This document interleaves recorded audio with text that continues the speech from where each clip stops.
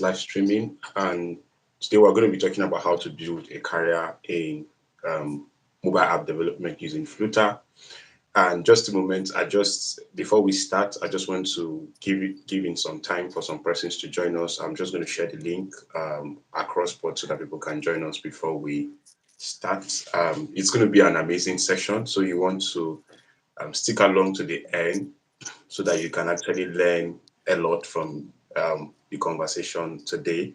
So we're going to make it a bit faster, and because we know some of us are having this our lunch hour, and then so we'll just go straight to the point and get these details out there. So just a moment for some persons to join, and then we begin with the event. Thank you very much for your waiting. Yeah.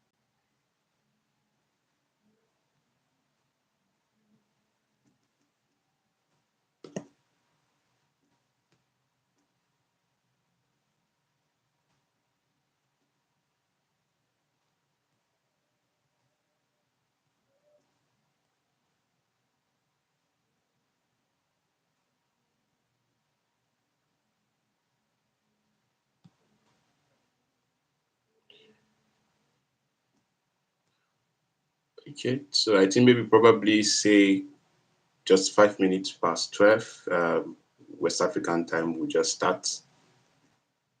So let me just share the link across board.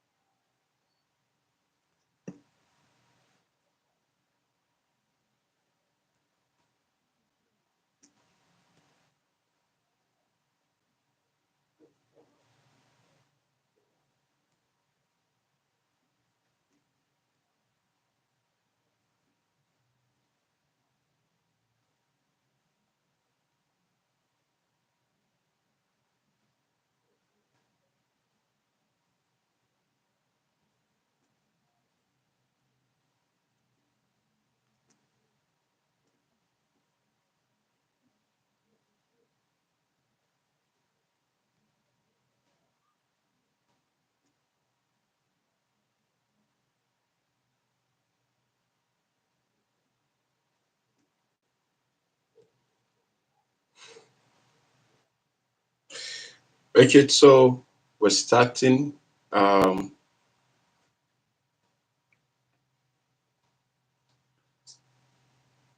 So once again, welcome everyone. And today with me on the call is Mr Miller Adulu. He's a senior software engineer and founder of FROGTech in Kenya.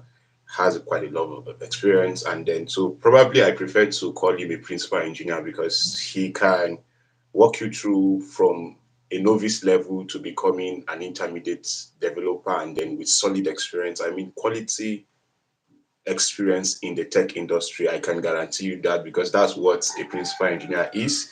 And then, so I'm just going to hand over to him to give us a brief of his about him just in a moment. So over to you, sir. Thank you, Baja. Always with the kind words. So my name is Miller Adulu. Basically, I am a software. I am all about software. So again, like in this industry, the title always changes, but always about software. So I am an engineer, and I do both backend and front end, and a bit of DevOps here and there. Concerning this session, like with Flutter, began Flutter at around 2018, just when it was slightly new. So I guess you can check out the repos on GitHub to see how childish some things were over there. But yeah, been on Flutter since 2018, and I've been able to progress over the years. Been part of engineering teams, so we've built out a couple of projects. One project that I've worked on has been getonspace.com, whereby you're able to really get business content, business data coming through for your business. Very interesting project. Worked on an app for one of our local banks that launched earlier this year in Flutter as well, and then also worked for some companies. Worked in contracting for some companies, building out some POS systems for the local market on here. So I would say it's been pretty interesting seeing the various use cases of Flutter across the board, and happy to be here today to discuss. Currently, I'm running Frog Technologies, basically trying to really package ourselves as a development studio, and aiming to be number one Flutter developers over here in Kenya, courtesy of the varied experience. Thank you.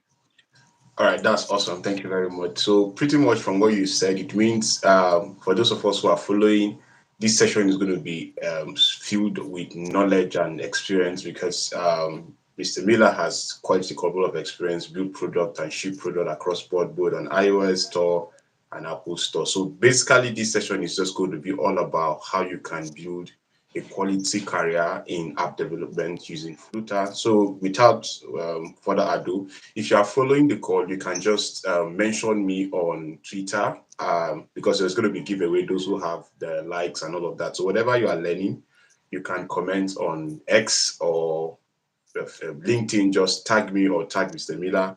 We'll go over the persons with most engaging posts and then give some probably data or whatever stipend we're able to give out. So we're going to be starting with some few questions just to make things faster. So we have people on the call who are just joining Flutter for the first time. Some persons are already on the Flutter. I heard you mentioning some things you were able to do out 2018 and all of that, but I just want you to, what really got you interested in Flutter as a framework? Well, like first of all, I think I had sworn before I joined campus that I'll never become a mobile engineer. However, look at us now. So, but as courtesy of our coursework, I think this was like third year, very intense semester. We built, I mean, I think I was dizzy the entire semester. But bottom line is that that semester we had a unit mobile app development, and our instructor was quite interesting. I mean, he was thorough. So we were doing basically like native Android. This is like XML, Java, all that good stuff. And we had to like build projects out. And so it was so rigorous, so stressful to do that. I think in like in Android, when you have to even just give a list, like on an app, something called a recycler, something that is very tedious to like set up on Java. And I think I was like, after this semester, I've had enough. So the semester ends, and then a few months later, I come across Flutter and I say, let me check this out. So I check it out, and then I see, compared to the traumatizing experience doing Android, like native Android stuff, and this, I was like, this looks much better. So one can say I was traumatized into appreciating the joys around development of Flutter, courtesy of our coursework. And yeah, All right. it's been very easier. It's been easier to get it working than what than the native Android at the time. All right, thank you very much. So that's pretty much easy. So for those of us who have tried Android development using native approach, Java, it's quite demanding, but I think for what he said, Flutter actually, that means the framework or the technology is quite easy to learn. So I'm just going to move to the next question. So from what you've said so far, it means there were quite a couple of things that you have experienced, which probably would be of benefit to someone who is starting out. So if I may ask, what are the essential skills a beginner needs to start with Flutter? What are just, on the internet, if you type Flutter on YouTube now, you have maybe 1 million feedback of how many persons are telling you learn Flutter in 2 minutes, learn Flutter in 60 seconds. So from your own experience, what are the skills that a beginner needs to start with Flutter?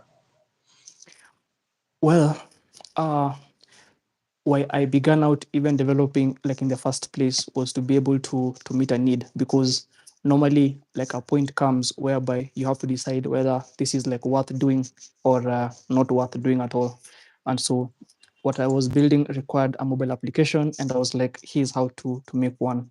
And so one, I will say the key requirement zero, as all of us will appreciate, is that there is the determination, because even as in any field of learning, without determination, there always comes like a point where things are not like really clicking together. And so without determination, like you're unable to push through. So that would be requirement zero. And then requirement number one, I will say that once you have a machine and a proper internet and a proper working space, you should be able to, and the determination to learn, you should be able really to do anything you put your mind to. And then lastly, uh, what I will encourage, even with respect to like learning, is that normally it is possible to get stuck in tutorial hell, as they call it. And so normally the most efficient way to really go about it is to have an idea, like say, oh, maybe like I have this idea for this app that I want to make. So have like a project in mind that you're like, I want to try out this particular language or this particular project, and then using this particular framework. And then from there on, you're basically qualified to start, because once you have the determination, the tools, and the proper place to apply it, you should be able to really push through. All right, thank you very much, sir. So I think pretty much if you are followed in the call, like I said, you can actually post on social media about it. Like this is just what you need from what he has said. Have a project in mind, determination. You have the necessary gadgets.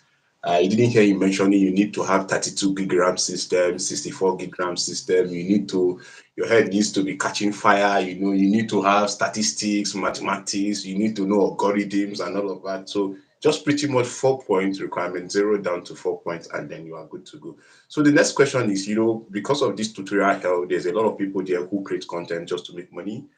You just say let Twitter in 1 hour and become, you'll be good in 30 minutes. So what resources like communities or books would you be able to recommend for someone who is just starting out to have a successful Flutter career? Well, uh, one, I think the documentation is always a great place to have a look. However, most people never do that in the first place. So online, like when you go on YouTube, you can basically Google how to make a flat application from ground up. And so most times you'll find that there's like about a course for like 8 hours, 9 hours that runs you through how to set up like an application from ground up until the end.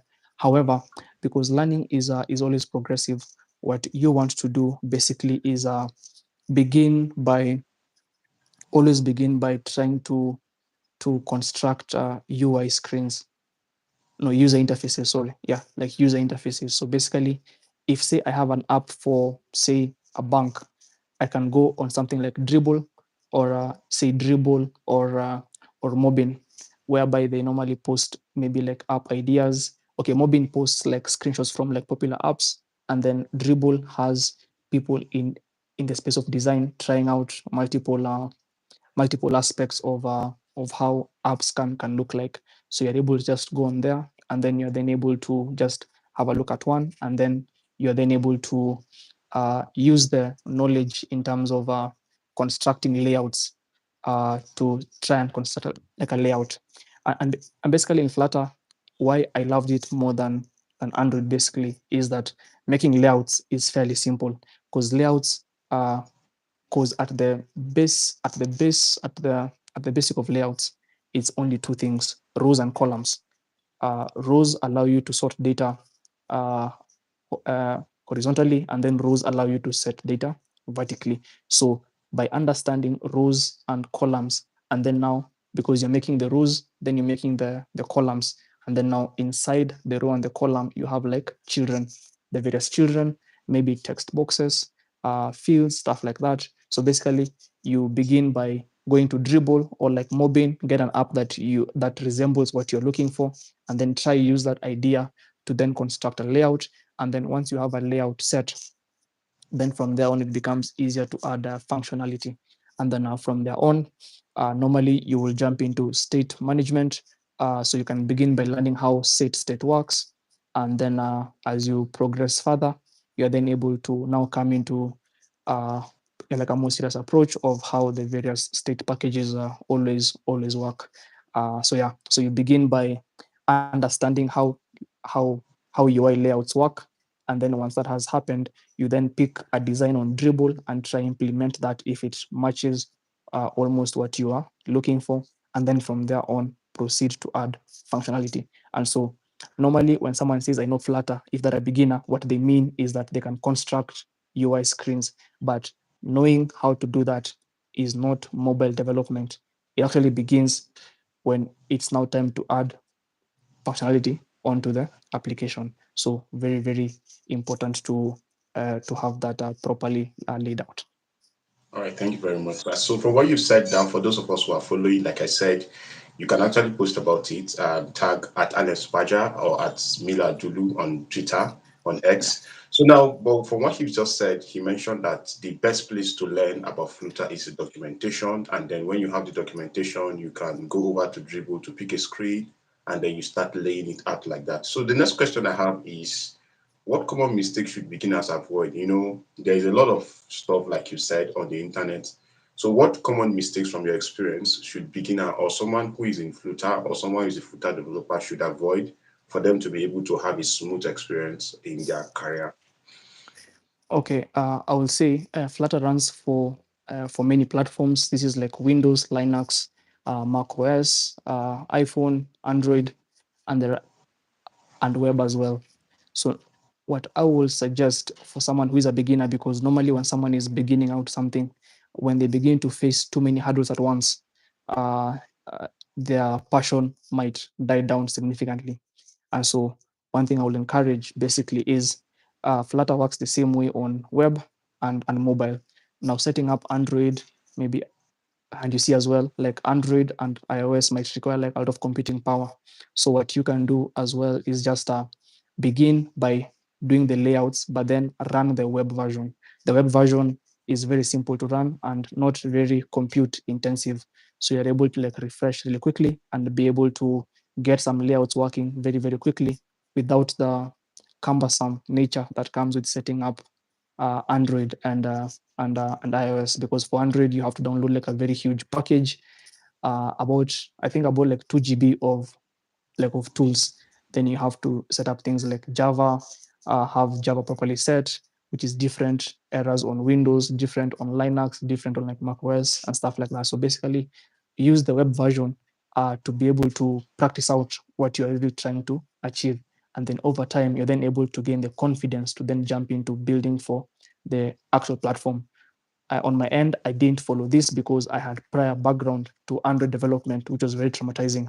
But those who don't have prior development experience with like Android native or like iOS native, web becomes easier for them to really work out before they can then try and now see if they can get it running on the mobile application. And then also part of the docs on on Flutter uh, have like getting started guides which can lead you through simple applications. Yeah. All right, thank you very much. That's fantastic. So, for those of us who have maybe due to setup and all of that, so you can start. It runs on multiple operating system. You can start by building web version, and then you can now migrate from there to building other platforms. All right, thank you very much, sir. So, this is just for beginner probably, and so we're going to be moving a bit so that because there are some persons who have tried one or two resources and they're on the call, they want to learn more or they want to find out about other stuff. So beyond this, just these few questions, what necessarily, I know you've mentioned things like layout, horizontal, vertical, and all of that. What skills, what should someone focus on for them to be able to build, to advance their skills in Flutter development? Okay. Uh, to really begin the advancement process, uh, most of the complexity normally comes around architecture. This is basically, or rather, like code placement. This is basically how code is placed in the application, because most times as a beginner you find that you might end up having, say, function calls because it's possible to have like a whole application in like one file. I work just fine. But then as you begin to advance, what normally happens is that you're working in team settings. Team settings, there's things like version control, all that good stuff. So in team settings, many people might be working on the same application. So like you have to like do your part, and then the other people can then do their part. So to enable that to happen, really, as you begin to once you've played around with adding function like quite a bit on the application, the next thing that you want to look into is how to go about code placement. And this is normally where things like state management normally, yeah, like come on. And so basically you will then proceed to like learn, uh, like I know we speak about this like in a while, but basically you will now begin to transition into learning about state management. And then as you basically like learn that, then it's then able to open up ways that you can interact with the platform. So for instance, if you're building for mobile, there's things like understanding how background process work, because on mobile, like say if you're working on a banking application, there are things like if the user has left the app, say for like 5-10 minutes, then the app should log the user out as a courtesy of security measures. So there are and then also again begin to learn about how various stores normally allow the policies which govern the various stores. Because for instance, uh, because Flutter works for both iOS and Android. Normally, if you submit an application for both, the Apple App Store has like different requirements for apps as compared to the Android App Store. So basically, trying to learn what the various requirements for each stores entail, and then being able to factor those in beforehand. But once you finished the basics, then basically you now be moving to learning about code placement, which I think we'll speak about in a couple of minutes. Because once you have the proper placement of code to enable team contribution, then you are on your way to becoming a successful engineer on a team. Yeah. All right, thank you very much. So that's amazing. So basically, you could just so this is not just about someone just jump on the system and you start coding. So code placement, from what you said, is quite important so that for you to be able to advance, you now begin to have this process where you are communicating with other maybe senior engineers or junior engineers, or you are just communicating as a team. So it's important to have that organization and then get to see how state management and security concerns will be involved. So the next question is, you've mentioned state management quite a couple of times, and I know you've actually explained a bit about it, but I just want to ask, okay, there are different state management. I think maybe Riverpod and all of that. Is it Redux or whatever? Maybe Redux is React Native or so, or Riverpod and Qubits or whatever. So what approach would you recommend for state management in Flutter development? Okay, first of all, thank you. So for state management, normally it's a very touchy subject when it comes to the ecosystem. So everyone always has a particular preference towards a particular approach. So you find that there are at least, I think, 16 approaches that you can use for state management. Just that courtesy of industry standards, people tend to move towards the more popular ones, because again, the thing about having a popular approaches is that in case you are switching jobs, you can find the same approach at this company or another particular company. So it's why now people like will tend to prefer to move towards like unified other like popular approaches. So uh, by experience so far, I've been able to learn about like a number of them. So one, I think, okay, beginning out, I was using like set state, which is the default, yeah, state management.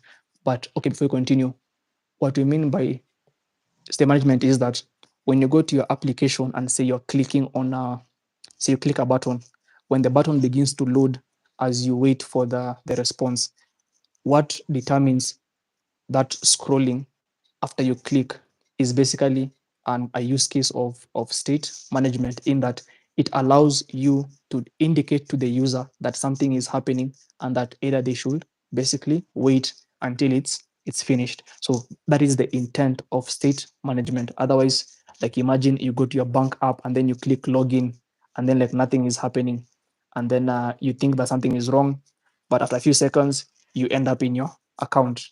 So basically, state management allows you, the developer, to indicate to the user what exactly is uh, is going on in the app, that something is going on, that you should wait.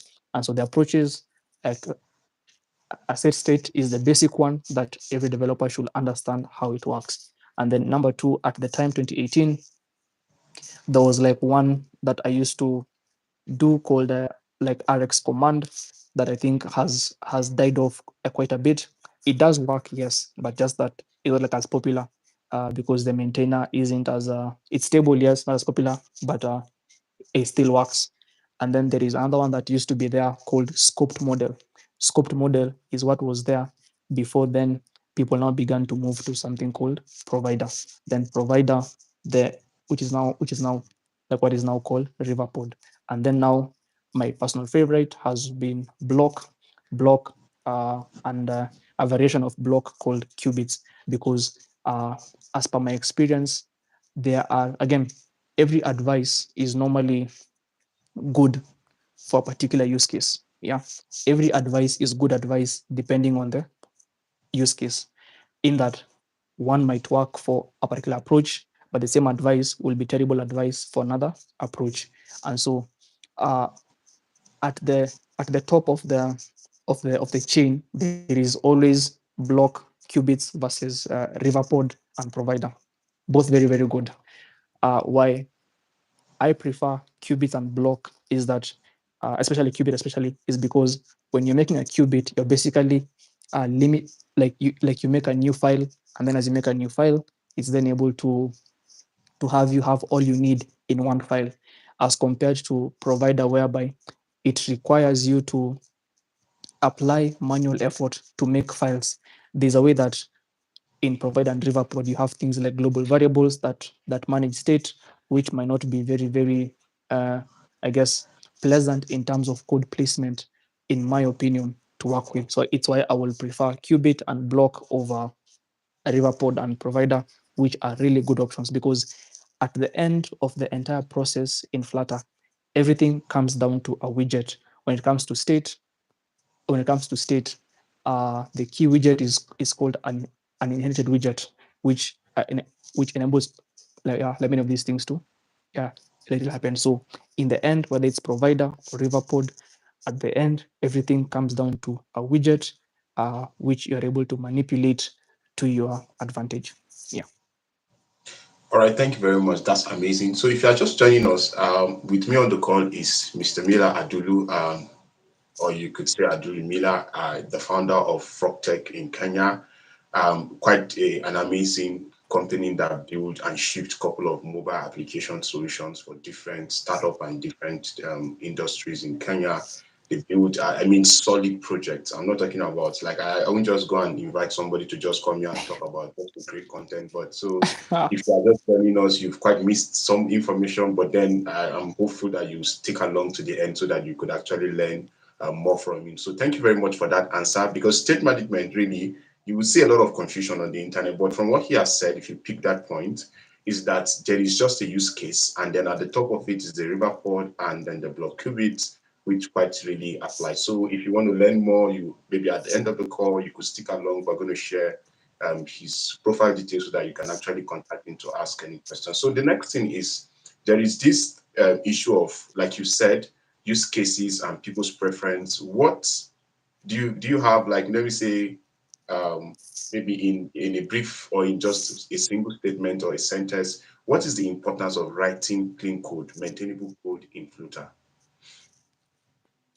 Well, the importance of writing like proper code is so that your teammates don't try and shoot you, because normally, again, uh, app development is very heavy business, very serious work, and so most good apps, they are done in team settings. Yeah, and then normally when you're doing an application, you're writing an application for business. In business, there's something called business continuity. In that, as a developer, you won't be working 365 days a year. You see, like if you're doing an app, like say for your bank app is never offline. It's always online 24/7 every day of the year. All right. So that means that if you must plan yourself as a developer, you have to go on leave, you must take holidays, you must maybe like you might fall sick. So it means that you have to be away from work for a while. And so when working in a team setting, like you find that uh, you might have like team members. So if the code is properly written and properly placed, and again, code placement uh, can take various forms, but the best code placement is the one that your team agrees on. There is never one placement that is better than the rest, but the one that the team agrees on, so that the team knows that if we want to do A, we will find A in this location. If you want to do B, B will be found in this particular location. And why I like qubit and like qubits is because like in qubits, there is only ever one place that you find. Uh, if there's a bug, I know exactly where to look, and the side effects won't spill over into other places. So basically, having having code that is properly placed allows you, the developer, to one, get proper support from your teammates in case you have to be away, say like you're sick, you're unwell, and then also allows for business continuity, because a point comes whereby every dev is like, oh, I'm looking to change jobs. So if you're changing jobs, the business has to continue, unless now you want to be those people who who write bad code so that they never get fired and they always have a job. Yeah, but again, once you get on a team like with serious engineering, it enforces that. And again, like a point comes as well whereby bug fixing in production is very stressful. And for mobile, it's even more tricky, because in mobile, you have to deploy a whole new version that entails submitting to the App Store and the Play Store. Then they take their sweet time to review. So if so if that takes a while, it means that if a bug is found right now, you might even deploy at the end of tomorrow. Thankfully, there are tools coming in like Showbird, which allow you to really deploy code changes like rapidly. But for like major changes, like major bugs which require maybe like platform level interactions, you will need to submit a whole new build to the Play Store. And so finding and fixing the bug is a very key requirement that every developer has to have. And so nice code placement ensures that once you find a bug, you're able to fix it in one place and there are no side effects. Because I was on a project helping to do a rewrite like last year into this year. And what happened was that everything was everywhere, everything was mixed up. So you fix one bug and then you create about like five more. And so the business person is like, why are you guys never finishing this particular app? So eventually we had to like do a whole rewrite from ground up. Took about a couple of weeks because it was like quite an intense period. Like it was like, I mean, unless you're a madman, don't attempt that, because you might actually faint trying to like do that. But yeah, took a very uh, took very strenuous effort just to do like whole right to place things properly, so that when you fix something, it doesn't make a bug in another place, which then prolongs the delivery of the bug fix to the end user, who is the customer. Yeah. All right, thank you very much, sir. So if you are just joining the call, there's something that he just said. Probably you were not there while he was saying it. And then you can just use the comment section and then you can talk about what you are learning on X or LinkedIn and just tag me Alex Paja or Adulu Miller, because I'm just going to do, there's going to be a giveaway. But now what he just said is important because you are not building for yourself alone. And there's always going to be job. So you don't have to write bad code so that you are being retained in the team, so that you can just get, you are being paid regularly, because it's quite strenuous. So you could imagine someone was paid to do that project and it took quite a couple of time from last year up until this year to be able to refactor the code for the code to be able to work properly. And the reason why, from what he has said, why it is important to write clean code in Flutter is not like web where you can open console and then you know where the problem is. So any issue you have on mobile app, you have to rebuild, you have to sign again, you have to do debugging, you have to submit the app, and then it takes a day or two, it gets deployed, and then here's another issue, you come back again, and then so thank you very much for that answer. So moving on, while building apps, like you said, we just mentioned something we're going to talk about now is what tips are you going to recommend for debugging? Like you said now, you have to bundle the app again. This is production, this is local environment. So what tips would you recommend for debugging, like skills somebody should have to debug during mobile application development? Yeah. Concerning that particular aspect of debugging, because normally debugging like is a very key part of the job that every developer has to do like on a daily basis. So one thing to help with debugging is that once you have proper code placement, then you can add like error monitoring tools. So on the Flutter ecosystem, we have tools like Sentry, and then we have Firebase. So Sentry allows you to just capture bugs, capture bugs and how they happened, because like Sentry allows you to like know when a bug happened, how it happened, the device on which it happened, because at times, because of the various devices, you might find that maybe a platform change on like Android caused a breakage in the app. So it works well on iOS, but not on Android. Very, very terrible bugs. So Sentry allows you to pick up the device details that you can then be able to factor in as you are coming to develop a solution. And then number two, Sentry and Firebase, uh, Firebase Crashlytics, that is. And then number two, once you have those basically set up, uh, there's always the there's always the there's always the part whereby uh, various app versions, because again, it's like on iOS, we have like iOS from iOS 11 or from iOS 12 up until iOS 18 that is coming up in a couple of weeks. On uh, on uh, on Android, we have from Android 1 all the way up until Android 34. That is the most stable build for like releasing applications.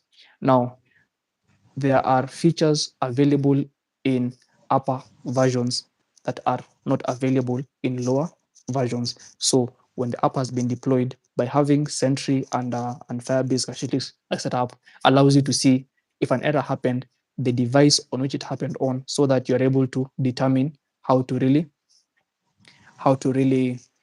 you can determine how to really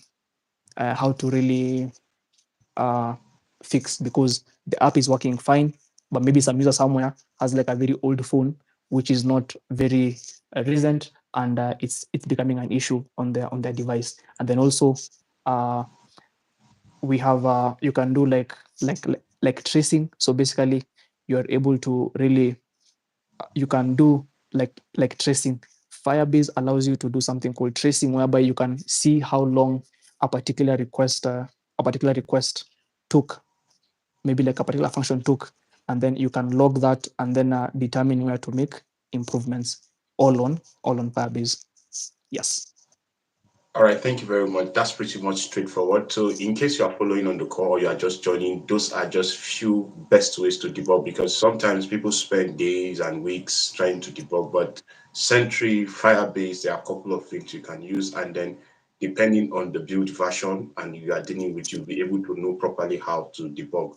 So the next question is, now you see there are while you were talking about while we were talking about getting into Flutter, there was something to mention about getting a project to escape tutorial help. So can you just mention, let's say, maybe just three projects that someone can do to just up their game or to contribute to make their portfolio quality in terms of the tech industry to be able to stand out? Just three projects or whatever project you can recommend somebody can build to build their skills in Flutter. Yeah. Okay. For the projects, basically, there's one thing that my friend Philip, like the name is like Waniki, told me like many years ago. Every app is basically two things. Every app is a form, is a combination of a form and a list. Form, this is where you key in data, and then a list is whereby you see the data listed out. So like on WhatsApp, the form is the text box that you type in the message. The list is the list of messages. When you step out of the DM, there is a whole list of messages. That's a list.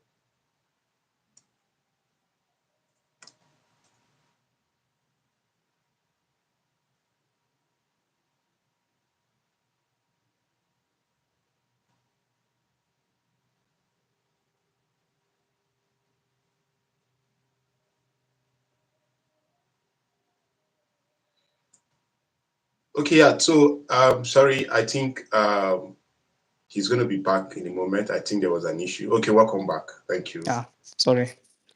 Yeah, sorry.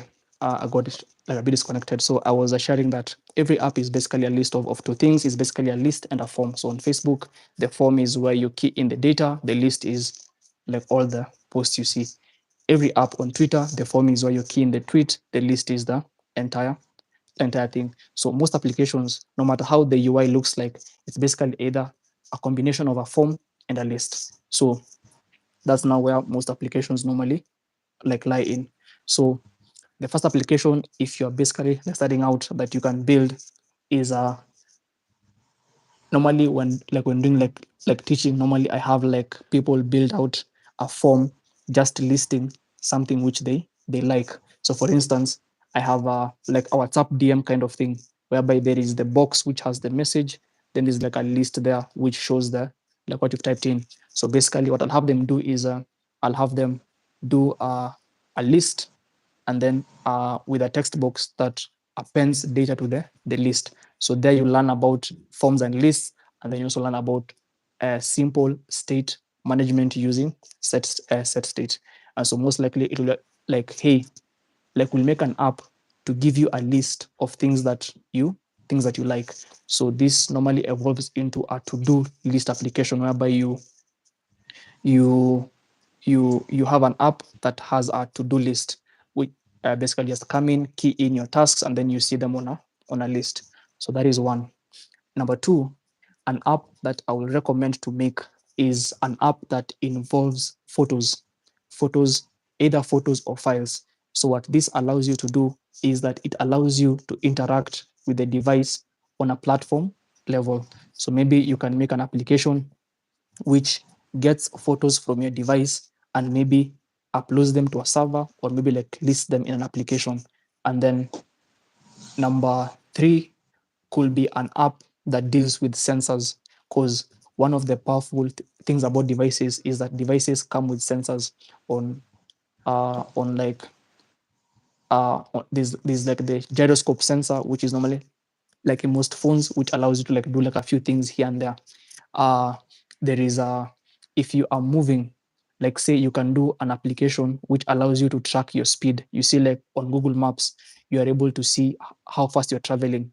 So basically Flutter has a very huge package ecosystem which allows you to have packages that allow you to interact with the device at a sensor level. And then you can make an app to that. Once you install on your phone, you can say that as I'm walking or as I'm moving, it shows me the speed that I am traveling at when I am moving. Very nice app to allow you really deal with sensors. And then the last application that I would recommend, which will really bring out uh, the industry requirement, is an app which allows you to receive data from an API in an asynchronous fashion. By this, I mean either like a WebSocket, maybe like you're consuming a queue. So there is the list that you have, but then there is like data coming in from the background of the from the background of the application, maybe via a WebSocket, maybe like a queue like RabbitMQ, stuff like that allows you to happen. And then I've made one very wrong assumption.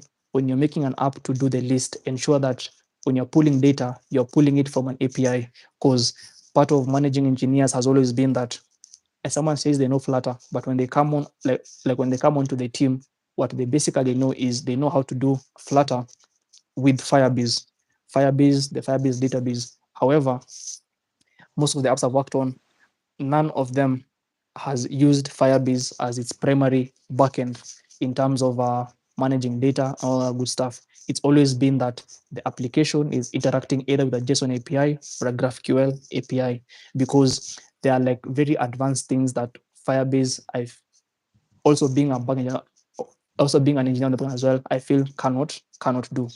Uh, this would be things like managing queues, managing other like Firebase can't do them cheaply. Things like managing queues, things like managing cron jobs, all that good stuff. Those things can't happen on Firebase. So those things normally have like their own backend systems which normally do that. So having the data load from an JSON API is a very key requirement.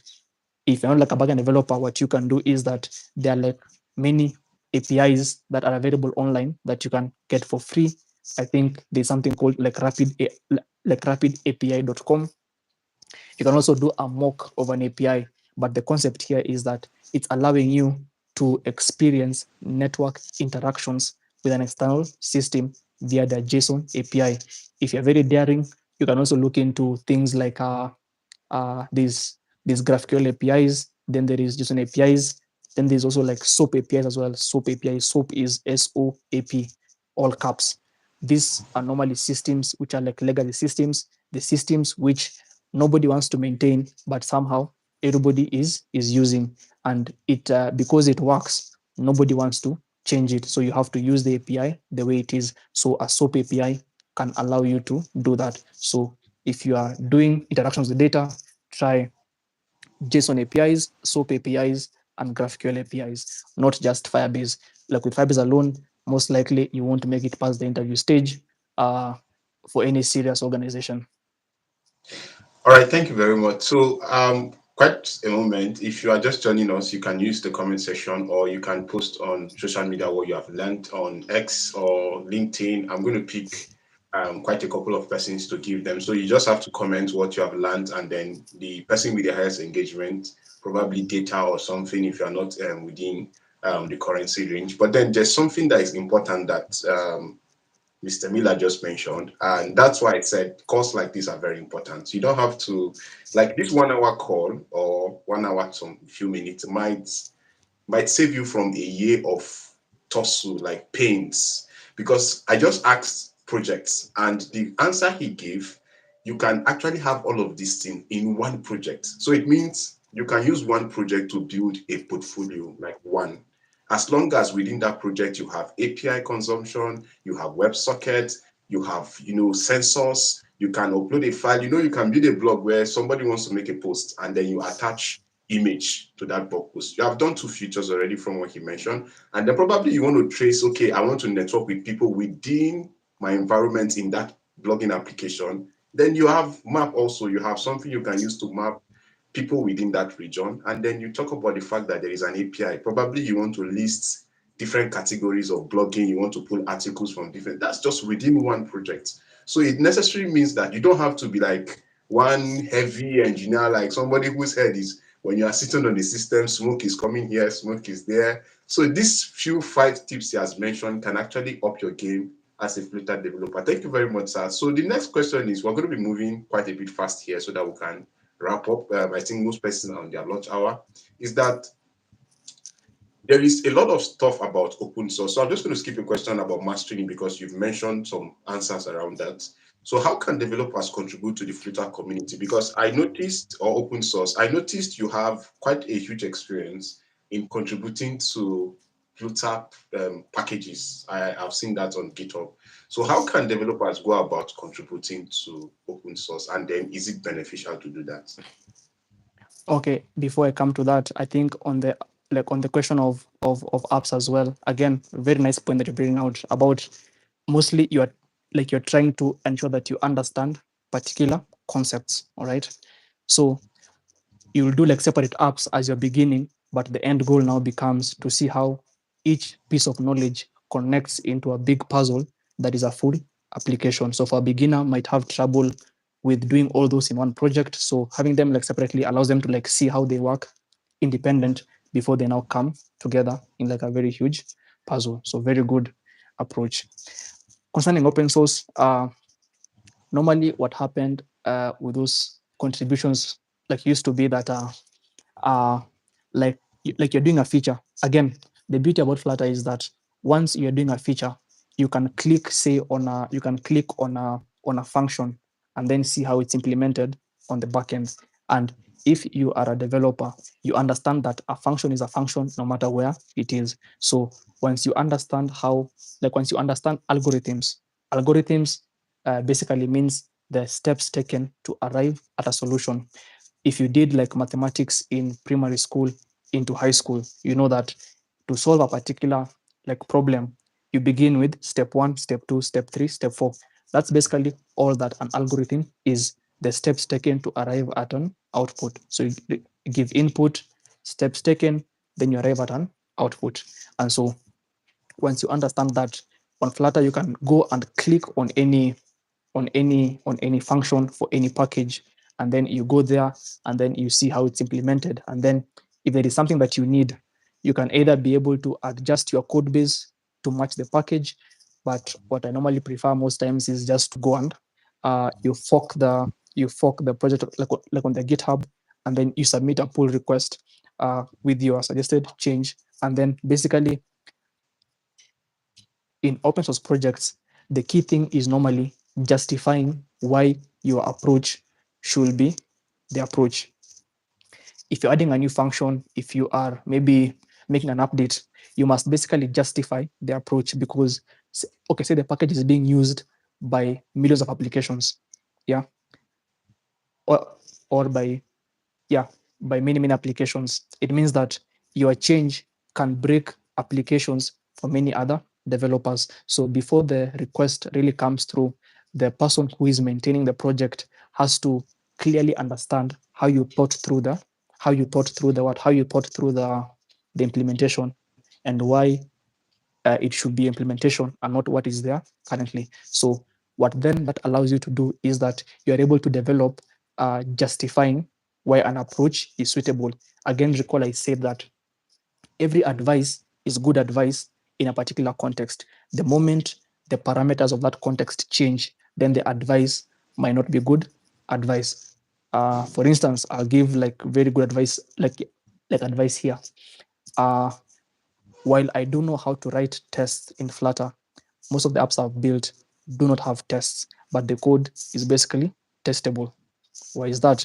It is because in the scenario I was building those apps for, it's a business that if this app is not out in like say a couple of weeks, this business is basically going to die. So coming in, you coming in is the salvation of the business. Now, once the business is now stable, then tests can now be written to ensure that then you need the the app is now stable. And again, one thing about tests as well is that for applications like in Flutter, things like tests, an app might change so much upfront that your test might be useless over over time. But now, once an app has become stable and say that it's not being accepted like the market now, the app is stable, people like it. At that point, you can take your switch time to write tests, and then you'll be able to really follow through. So again, the point here is that open source allows you to basically justify why your approach should be chosen as opposed to another approach, which is a very key thing for engineer, because at senior levels, it's mostly about discussing the approach to solving the problem as opposed to just like writing code. So writing code qualifies you to enter. Once you enter, then from junior to senior, you're basically transitioning by understanding concepts and scenarios. In that, when you're junior, you have no experience. When you're senior, you've done like so much that you basically know that when you do this, like for this scenario, it is wrong, it is right. That way you can be able to move really, really fast.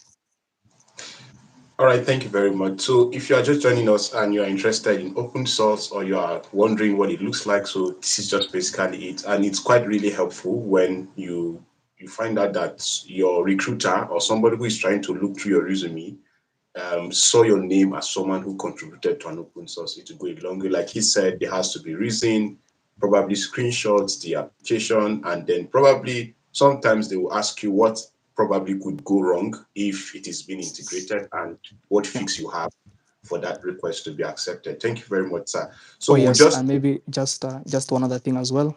all right. Maybe most countries will have their local communities do an app safer conference. So if you want, you can submit maybe a pull request. Like us here in Kenya, we have like FlutterCon that is coming up this year, but it's been DroidCon the last couple of years. And so uh, in the, I think like we know one creator, his name is Felix, like Felix Angelov. He's the one that is in charge of maintaining the Flutter and Friends application. So basically, every community will basically like have an application that they can that they use for like for showcase, and then you're then able to really get their code, see how other devs think like, and then be able to submit your pull request and maybe see how they think, and then yeah, make changes here and there, which allows you to gain experience in terms of justifying the approach. All right, Yeah. thank you very much. So conferences are actually part of it also. Thank you, sir. So we'll just take these questions and then we'll move to the last two sections so that we can wrap it up. Just maybe in a few sentences or just a statement. There is, I think, was it just last 2 weeks? Flutter had an update. Was it 2 weeks ago or 3 weeks? I can't remember specifically. So how can somebody keep up with the updates from Flutter? Well, on Twitter, there's an account which always posts when merges are happening.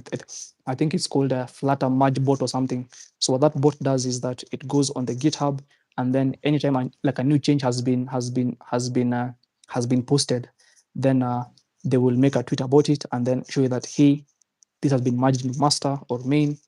You can maybe like check it out. So you can also like check out features way before they land on the stable channel, because the bot is always doing that. However, my personal favorite normally is that I follow people on Twitter who are in the Flutter space as well. So for instance, like a dev worked here, maybe like they're like popular. So once I follow them, most times people patch on the comments of guys who are popular. So guys who that is popular will say, "Oh, let's try this." Then on their comments, you'll see like some very weird person saying, "Okay," some very random person saying, "Oh, by the way, for this problem, I tried this." And so most times I have found new packages, new features, new approaches to implementation, basically by following people who are in the space. Uh, Mr. Felix Angelov. There is the creator for Riverpod and provider, and many other creators as well. And then in their comment sections, like you'll find like one or two people that give like very good advice. Then like you follow them. Then like the network of people that speak about these matters is increasing, and you're able to expose yourself to like so much knowledge and so much approach that you can use to advance yourself. So that's how I do keep up. Very tedious process, but yeah, it's part of the job. All right, thank you very much, sir. So basically, we're moving to let's just move to the last section. Probably just three questions and we're done. So probably if you have a question and you want to call, you can use the chat section so that once I'm done with this, I'm going to take the questions that you have. So we've spoke a lot, and honestly, thank you once again, sir, for coming to join the call. This is quite a huge one, like from 2018 till now, giving out this experience for free. It's really solid for some time. Like there was a program I do, one of these guest hosts I did, and someone was like, "Oh, this is like a marketing stuff." I was like, "No, you won't understand. If you have gone through suffering, like you've gone through the wilderness in your career, and somebody comes to talk to you for free, you Yeah. really know that, man. This is I could just imagine if you were the one someone is talking to like this 2018, it would have been a Well, whole different ballgame for you. Yeah, go ahead, sir. well, most of this like experience has basically been paid for by someone else, because there was a point in time whereby I was basically experimenting with like at people's places, because maybe like someone can't afford like a full team, so they trust you to make the right call because they aren't technical. So like mistakes have been made, like, yeah, like here and there. And so I think uh for the company, okay, for the last company that we did, uh okay, last two companies. So for like the one called Get On Space, built out their entire product in under a few months. I think version one came out in like about like 3 to 6 months. They had like a version one that they could now use to begin to do like fundraising rounds with. But prior to that, the app I worked on before took a very long time to really come to market, to even be even good looking, because at times you begin and you're like, this app looks very nice. But once you compare it to like other apps on the scale, like yours is basically garbage. But so there are ways that you can basically be able to really like use these tips to be able to see how to advance much faster. Last year, that's what we did for the bank. We came in and then like we were able to deliver on the key features in less than 6 weeks. Uh, now this so now as the time is progressing, because of the buildup of experience, you can do much more in a much shorter time, which becomes like very quickly. And I've been uh, these things have been also done as well, courtesy of managing other engineers as well. Because as you manage them, you learn how they think, you learn how they approach situations, and so I'm able then to see, if I get an engineer, I take them through step 1, 2, 3, 4, then they can build up the experience and they can deliver at a senior level while they're still junior, courtesy of a few tips here and there. All right, thank you very much, sir. So I think you just answered something. One of the questions I'm going to ask, or I'm likely to skip it. So we're just going to combine two questions together. Like, building a portfolio as a Flutter developer literally means you want to be out there for better jobs or for better gigs, or probably you want to apply for jobs. So, in the job space in mobile development, what really could you recommend for somebody to have on their portfolio? Maybe resume or their social media. Like, what are your recommendations for somebody to be able to position themselves such that if they apply for a job, it's either they are negotiating on the amounts that they will not meet up with, or a recruiter can reach out to the person and say, hey, we saw you, what you do, we like you, we want you to join our team. Yeah. Well, basically, there's always the law of value, because I think the mistake people normally make, that I've seen like over and over again, is thinking that because I can write applications, I deserve to be paid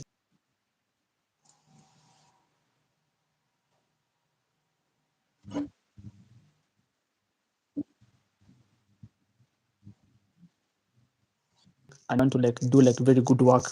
You basically work on things which are in an area of industry that is fairly stable together. And so what this will mean is that, say for instance, like Medicare is a very huge, like a very huge field that is still that is still that is still like ripe for innovation. So it means that if you're building an application, you are able to like look into areas around like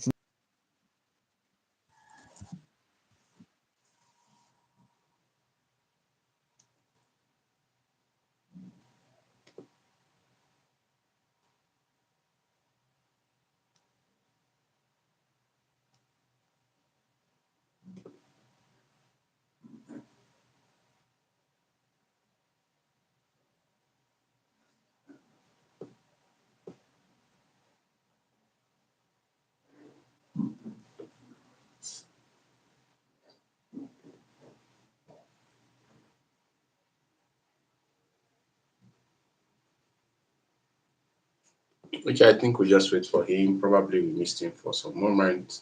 He's going to join back.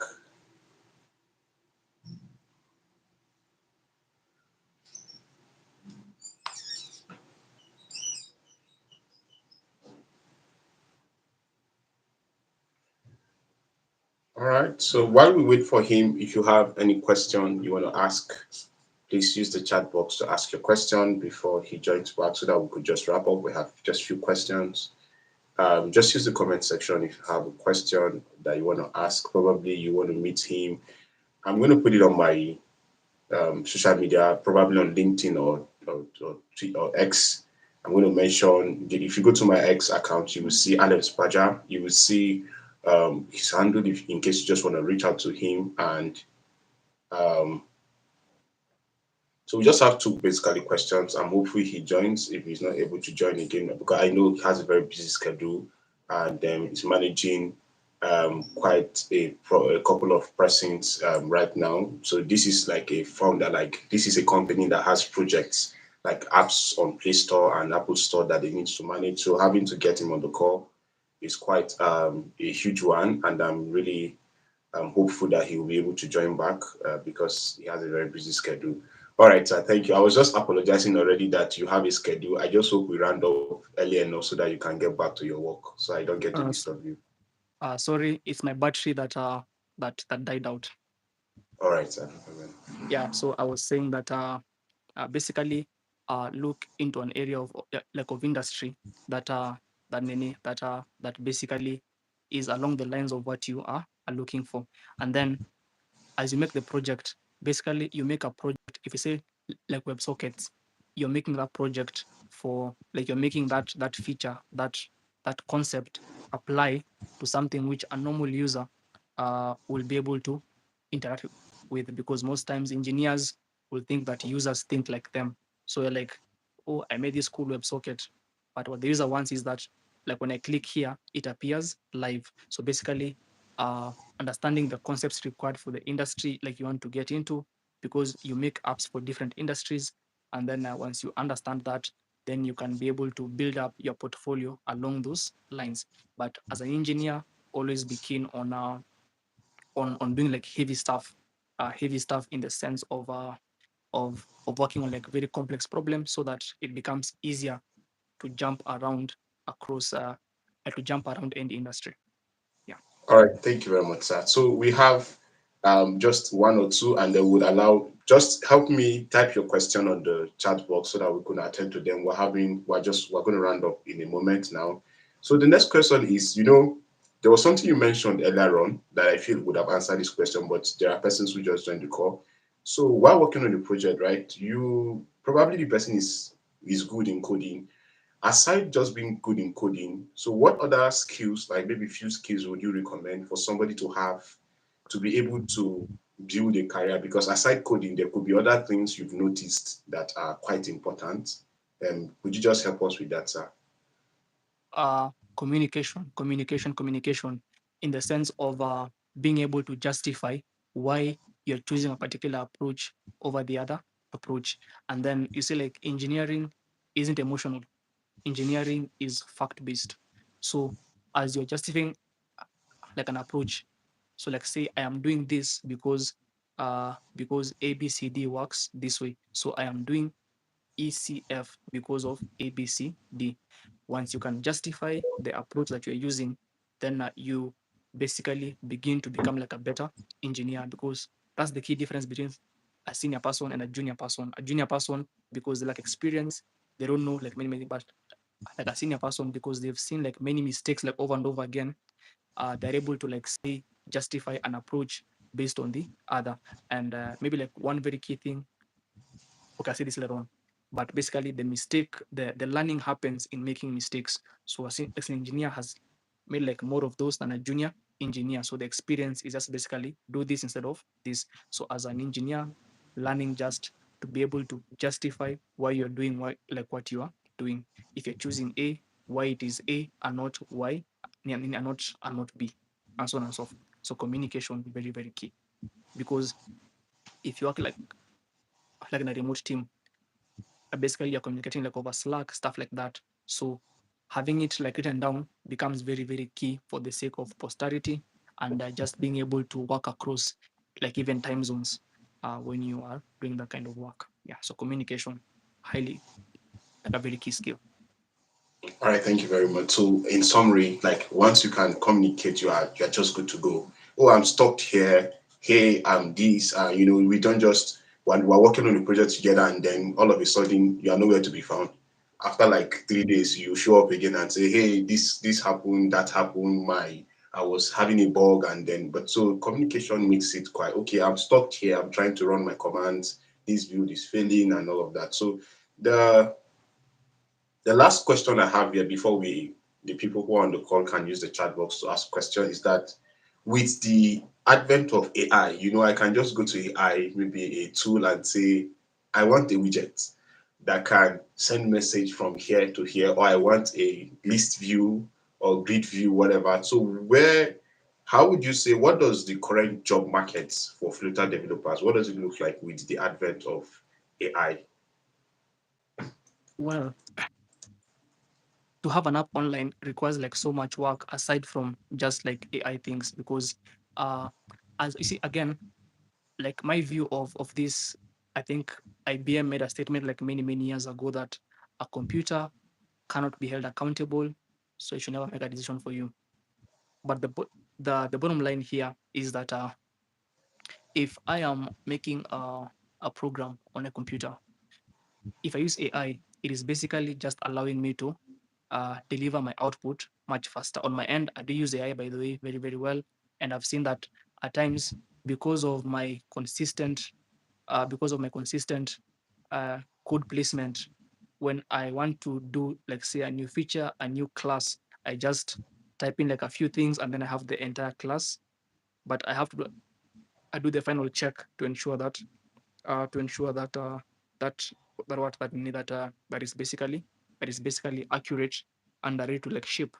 And again, AI won't do app store things for you. It won't do like Play Store things for you. So basically, just enabling you to be more efficient.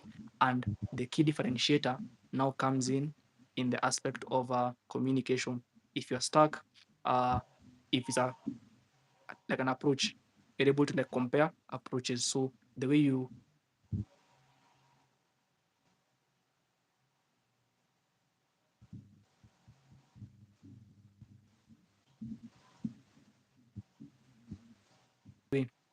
if AI gives you an answer, you're able to like say, okay, this looks wrong. Why not this way? Then you can arrive at a much better code quality output. All right, thank you very much, sir. So once again, I want to really appreciate. We're going to stop here. If there's anybody who has any question, and if there's no question, maybe you can just give a summary in 1 minute so that I can allow you to get back to your schedules. Thank you very much, sir, for coming to talk. And this is something I've always known that this is just the difference. So a couple of things. For those of us who are just joining, you will not be on the call at the beginning. There is I actually got into Flutter also. Like having to work with Mr. Miller at some point. And then it was like a very smooth experience because if you have somebody to hold your hands and walk you through, you're going to make a huge progress. There are many hurdles you don't have to go through. So if you're on the call and you're intending to build a career as a Flutter developer building mobile applications, or you want to have a question you want to ask, please ask the question so that we can round up and then call it a good time. If you have a question, please use the chat box, or you can just say hi, you can just say hello if you're on the chats, and then so we could just call it up. Thank you. Maybe a parting shot as the questions come in, if there are any, is that the learning happens in the mistakes. So basically, on my end as a trainer and principal engineer as well, is to ensure that the mistakes being made are not costly to the business. So if you're coming in like a new person, you're basically making mistakes here and there, yes, but those mistakes are happening in a controlled environment. But the learning, like how you know why approach A is better than B, is I made a mistake here. Instead of doing this, I did this.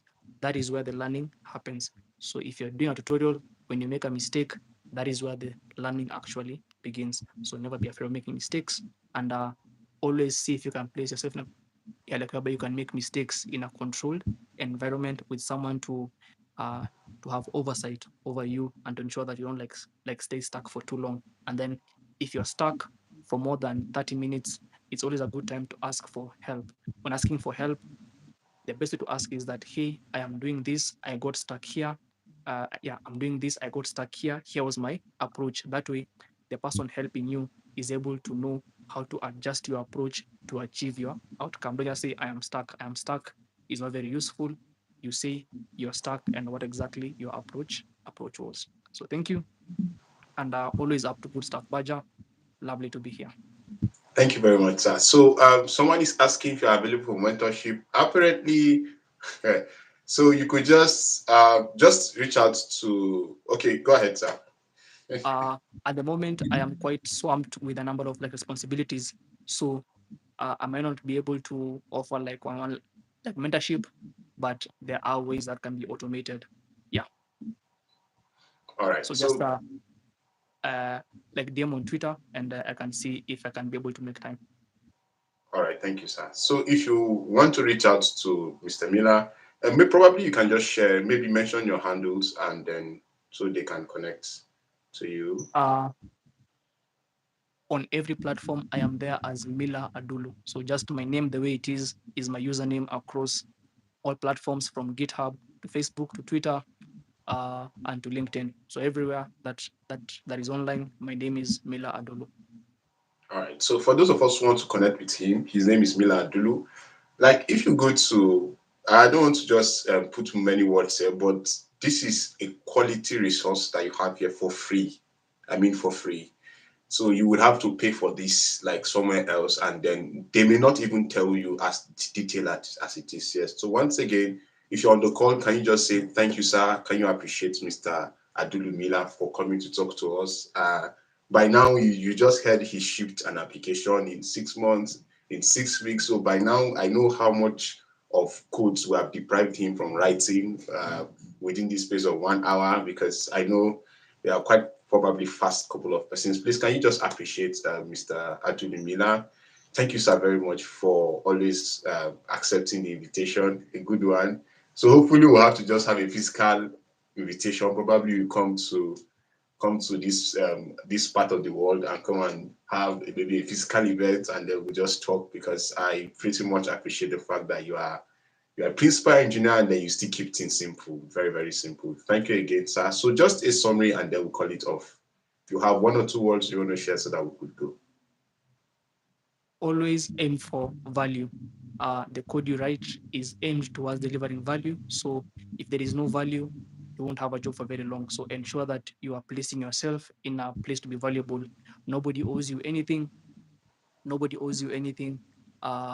People like in the marketplace, you operate by providing value. Nobody owes you anything. So once you know this one, you'll be able to make the best decision, and you can now be able to like improve your learning over time.